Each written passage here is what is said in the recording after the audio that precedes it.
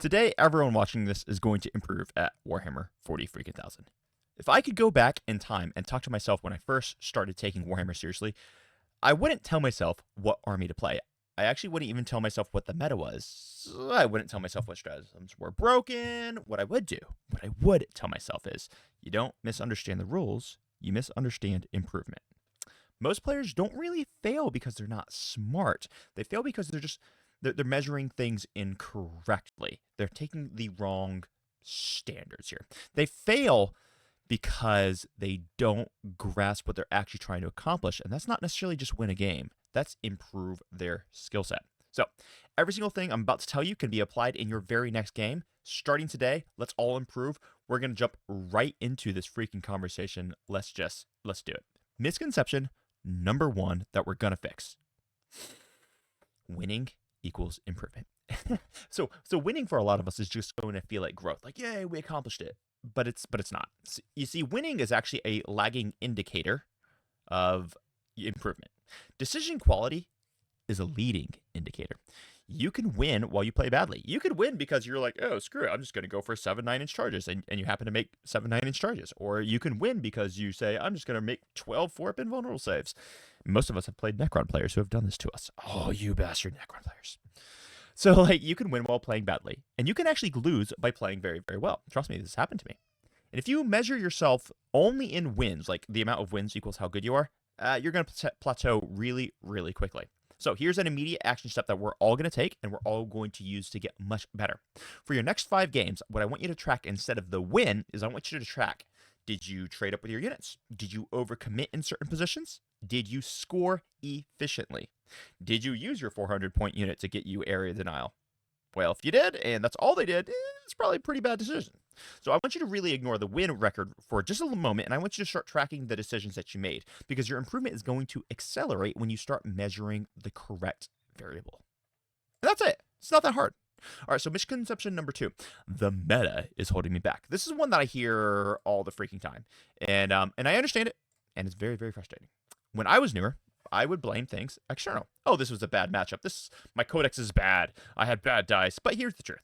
In the majority of your games, they're going to be decided by positioning, by exposure, and by your scoring decisions. Where are you actually moving yourself up the board?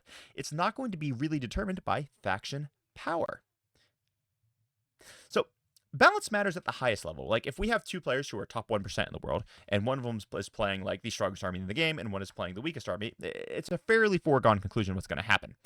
But for 99% of the players, your losses are going to be structural. It's not going to be this matchup. And even at the top, there's a reason why John Lennon and Liam VSL are like the 2 best players in the world. It doesn't always matter what army they come up with. They're going to win the tournaments, and there's a reason for that. It's just because they're really, really good. There's a reason why I can show up to a tournament with basically any army in the game with very minimal practice, and I'm going to go 3-2 at the tournament. I just will. It's going to happen. Because losses are structural. Keep that in mind. So here's your immediate action steps. After your next game, what I want you to write down, one positioning mistake that you made. I want you to write down one resource mistake. Oh, darn it, I shouldn't have gotten cleanse with my Deathwing Knights. I should have done cleanse with my Scouts, for example. And I want you to write down one scoring mistake, which I guess that would be, that can get a little convoluted. So let's just stick with one positioning mistake and one resource mistake. But you're not allowed to write, this was a bad matchup. I want you to do that for the next 5 games and watch what happens to your improvement. This is very important. Do the action steps. All right. Misconception number 3. More games is going to equal more skill. Okay. You've all heard the old trope like, practice makes perfect, but that's not true. Perfect practice makes perfect. Kind of true. That's actually much more true. This is what my wrestling coach used to teach me in high school. He's like, listen, dude, you can practice that all day long, and if you're practicing it wrong, you're going to do things wrong. So volume without intention is just going to really be building bad habits. There's a lot of people out there, and honestly, some of you guys might be them, and I don't say this to be mean. I say this because I love you, and I want you to finally improve. You might have been playing this game for 10, 15 years, but you're still making fundamental positioning mistakes where people are, like, shooting you when you're in your deployment zone. You got to intentionally get better at deployment. It's not just how many games do you play. So if you play on autopilot, you're just going to end up reinforcing your mistakes.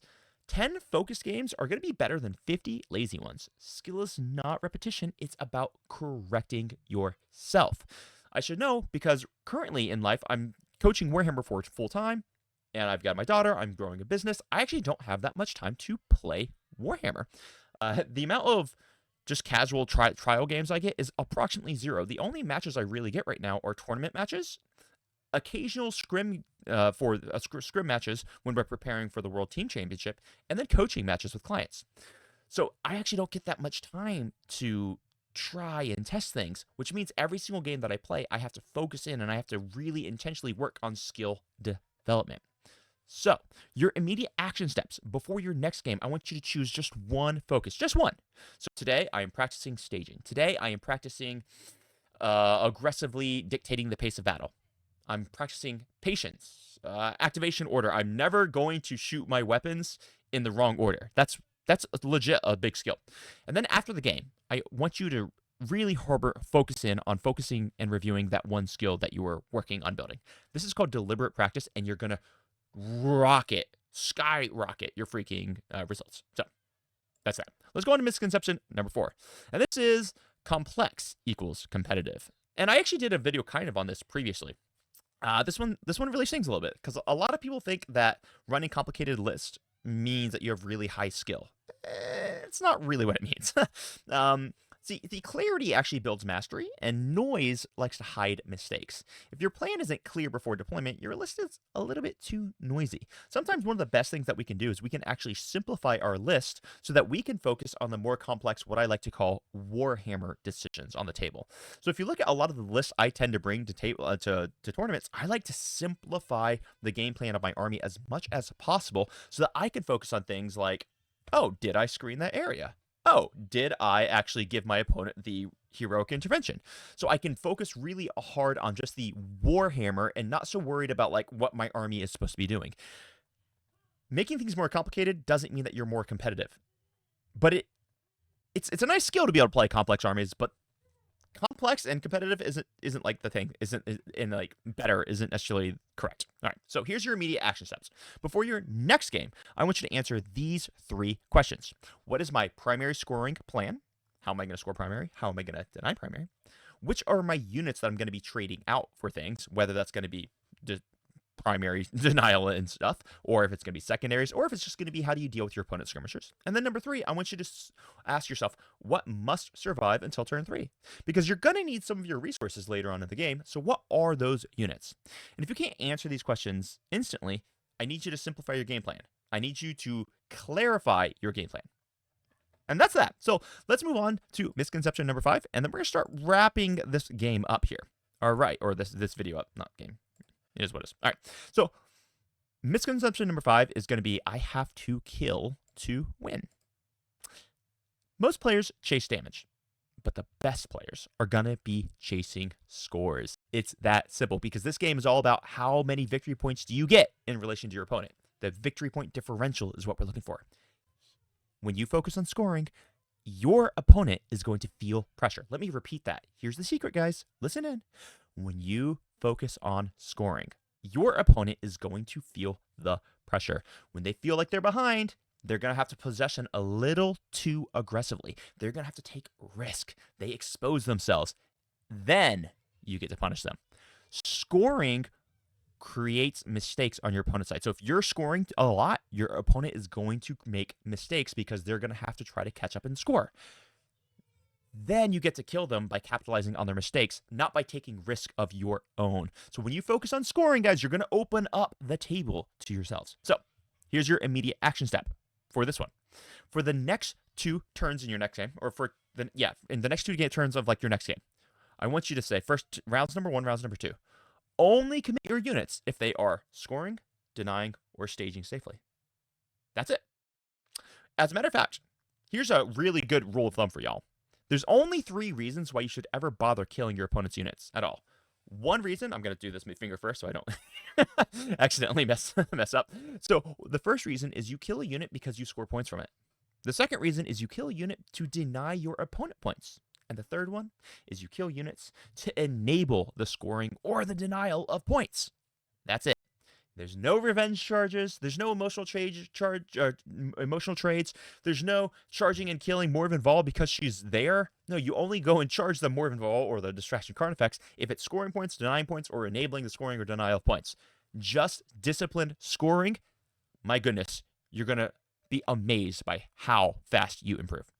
Then the last misconception here, and we're gonna break this one down for you, and then we'll get you guys out of here, is number 6. Being behind means I'm losing. Guys, listen, scoring gaps early are often just differences in which secondaries you drew, or it's differences in just the way the armies can play. It's not defeat. This game has 5 battle rounds. Most players tend to panic when they're down on the scorecard, and they end up overextending, they full send way too early, or they just lose because of emotion and not positioning. But the best players, the best players are patient. They understand that they have 5 battle rounds to score and deny points on.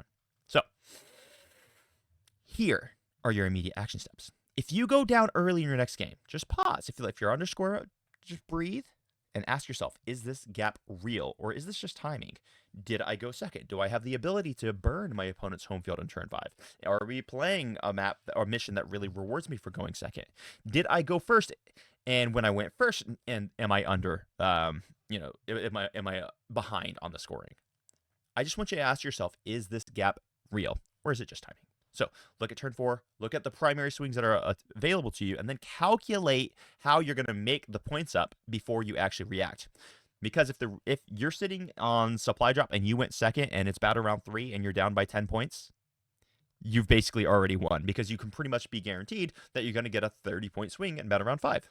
So don't freak out when you see the score is what the score is. Now, in closing, guys, if someone had told me this stuff earlier, I really would have improved a heck of a lot faster. And it's not because I lacked talent. Trust me, I don't. I'm naturally skilled with this strategy thing. It's because I had lacked structure. And Warhammer really isn't about memorizing stats, although that's useful. But trust me, guys, I don't know every single stat in Warhammer, and there's not a single person alive who does. Because Warhammer is really about making better decisions under pressure.